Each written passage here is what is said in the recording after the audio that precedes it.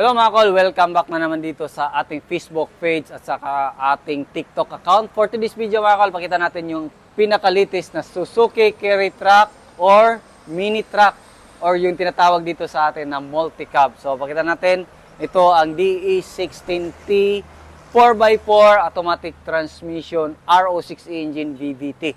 So pakita natin yung ating unit. So makita natin, pearl white yung kulay, complete LTO registered, fully tinted. Ito na yung headlight ng ating DE16 mga kol. Napakaganda. Latest model, signal light, park light, then H4 halogen yung ilaw natin sa ating headlight. Side mirror, ordinary, fully tinted din yung ating window. Tapos makita natin dito, naka 13 inches na brand new mags and brand new tire. Lifted ng 2 inches. Then kung makita nyo, dito na yung gulong compare sa mga DE6380. So medyo nag-atras siya konti. Yung advantage nito mga kol, kasi yung makina is wala na sa puwitan natin, sa upuan. Medyo malayo na, nakadistansya na sa likuran. Makita din natin dito, ito yung cargo box natin. Yan. So required, not for hire, sticker, plate number dito. Then dito yung ating brand new na battery. Naka-brake drum yung ating likuran, then disc brake yung harapan. So makita natin, ito yung cargo box natin. Tapos, ito yung spare tire, tail light, same sila sa DE63T, reverse light. Tapos, ito yung cargo box, sukatin natin kung ano yung sukat.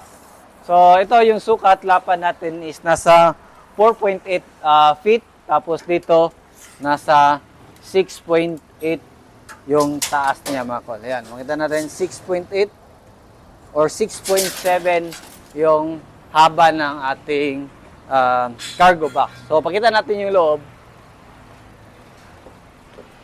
Ito yung loob natin.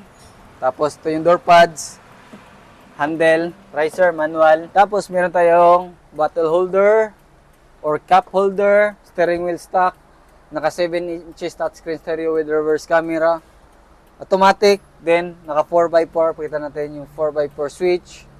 Fully air condition, ayan, naka-aircon, lamig. Tapos hazard switch, ayan. Napaganda, napaka-luwang ng ating legroom, yan o. So, automatic, dalawa lang. Ito yung accelerator pedal, then yung brake pedal. So, yung accelerator pedal natin is fully electronic, wala na siyang cable. Kasi naka-VVT na yung makina natin. So, yan yung kaganahan nito is napakatipid sa gas consumption yung mga ganitong unit. So, ito, yung presyo nito is umabot siya ng 320,000. So, yung basic nito is nasa sa amin na, depende na